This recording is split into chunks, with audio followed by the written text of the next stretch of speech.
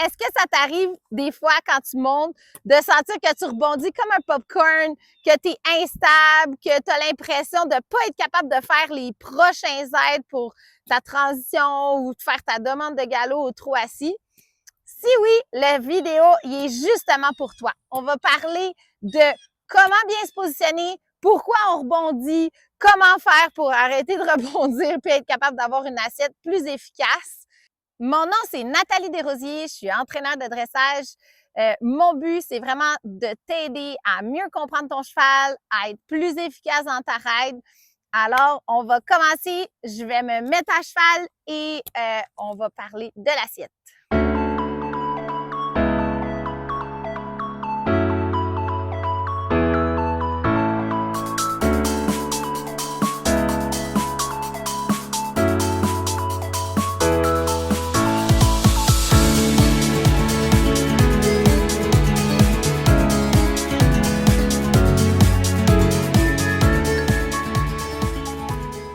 Vous faites du trot assis, il y a plusieurs éléments qui peuvent jouer, qui vont faire que vous allez suivre le mouvement ou vous allez rebondir.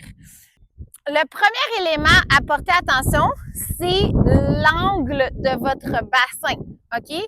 Donc, le bassin, nous, ce qu'on veut, si vous imaginez que votre bassin est un bocal à poisson, vous voulez penser que le bocal à poisson, il ne va pas se renverser ni par en avant ni par en arrière. Donc, si je suis trop penchée, le bocal va se vider en avant, ou si je suis trop assis en arrière, le bocal va se vider en arrière. Une façon pour vraiment savoir si vous êtes bien centré, c'est de sentir vos ischions. Fait que les ischions, c'est les pointes d'eau de fesses qui sont juste vraiment en dessous de vos fesses. Si vous avez de la difficulté à les sentir, vous pouvez juste au pas mettre votre main, vous allez pouvoir les sentir facilement. Fait que vous pouvez faire les deux côtés pour juste vous assurer de bien sentir vos ischions. Puis là, ensuite, on veut vraiment être assis au-dessus. Ensuite, il y a un point en avant qui est comme la pointe du pubis. Fait qu'on veut pas être juste sur les ischions. On veut être vraiment au-dessus de notre cheval. C'est ça qui va permettre que vous allez pouvoir tonifier votre tronc, solidifier votre haut de corps, puis vous allez être capable d'accompagner le mouvement. Donc, l'angle, c'est la première chose. Donc là, je vais juste faire une démonstration où est-ce que je vais trotter avec différents angles de bassin pour vous permettre de voir c'est quoi que ça va faire si je suis pas dans le bon angle. Donc là, je vais commencer à trotter assis en position neutre. Donc là, je suis dans mon petit trot assis, j'ai mon bassin qui accompagne. J'ai un bon exemple parce que Lancelot a un bon mouvement dans son trot.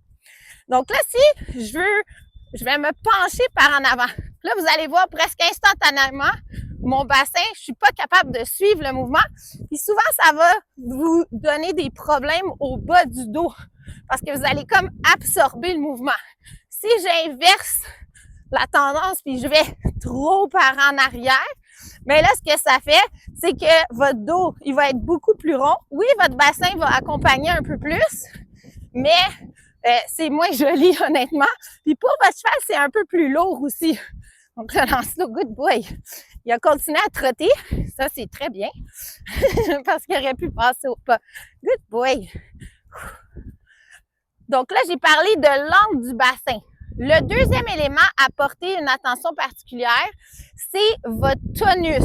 Donc là, souvent, je vois ça vraiment très couramment que les adultes, vu que ça rebondit et c'est pas confortable, les gens vont se contracter puis vont essayer de se tenir avec leurs cuisses, avec leurs jambes. Ils vont se raidir un peu en réaction à la douleur ou est-ce qu'on va se tendre. Par contre, c'est la pire chose que vous pouvez faire parce que votre cheval bouge. Donc, si vous venez super tendu, numéro 1, vous allez avoir de la difficulté à sentir vos ischions. Puis, numéro 2, vous allez vraiment pas être capable de suivre le mouvement sur le long terme.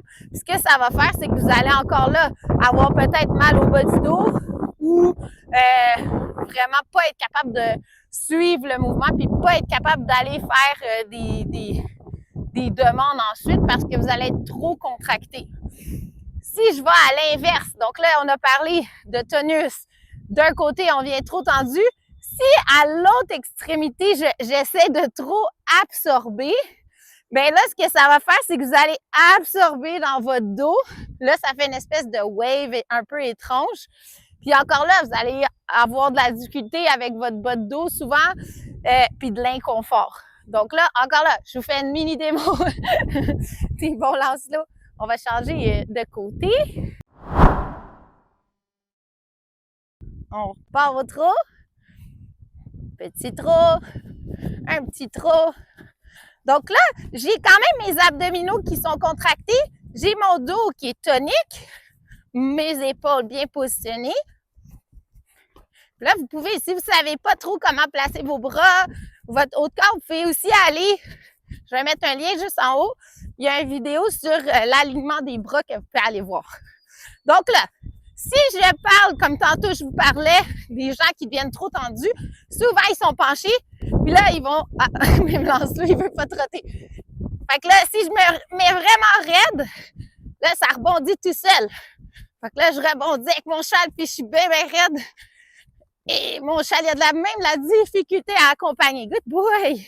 C'est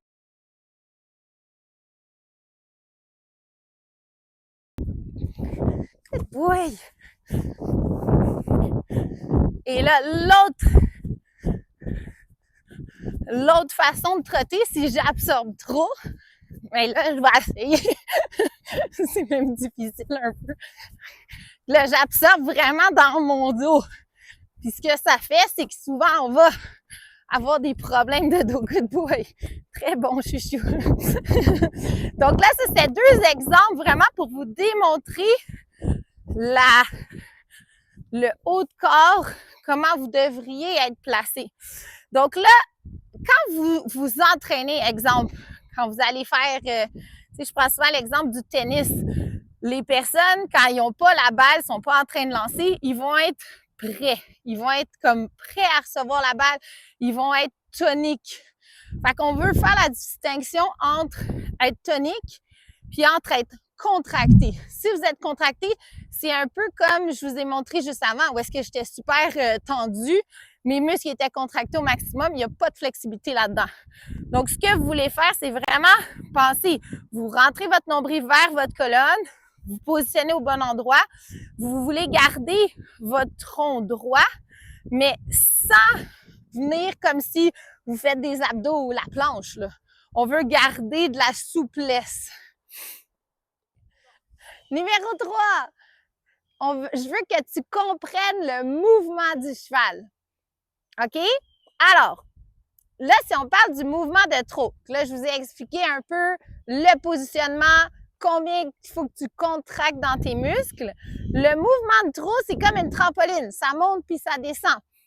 Si on veut être capable de suivre, il faut un peu accompagner ce mouvement-là. Puis c'est souvent là que les gens ils oublient de faire ça.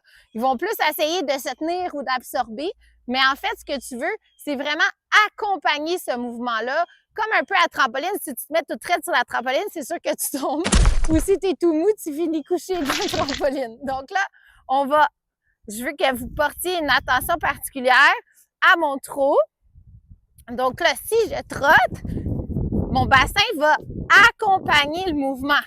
Si j'accompagne pas, je rebondis. Ah, Lancelot, il dit non, moi, je veux pas trotter comme ça. Donc, vous voulez vraiment penser à un petit mouvement où est-ce que c'est comme si volontairement, je me faisais sautiller moi-même dans la selle. Puis c'est ça qui va faire que je vais être capable de suivre le mouvement. Good boy! Donc, si on récapitule tout ça, le premier élément, ton bassin, tu vas être vraiment assis sur tes ischions avec un angle où est-ce que tu vas avoir comme ton bocal à poisson qui se renverse ni vers l'avant ni vers l'arrière. Numéro 2, on veut avoir de la tonicité dans notre bassin, garder notre posture vraiment solide, grande, sans être contracté raide, puis sans être complètement molle non plus.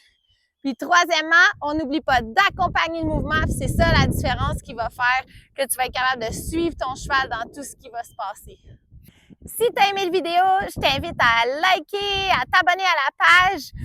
Tu peux aussi cliquer sur le lien juste en dessous pour avoir mon audio d'accompagnement pour ta prochaine ride. Tu mets dans tes oreilles, puis je vais t'aider à structurer ta montre, puis à ressentir certains éléments qui sont importants pour avoir une montre plus fluide puis plus facile avec ton cheval.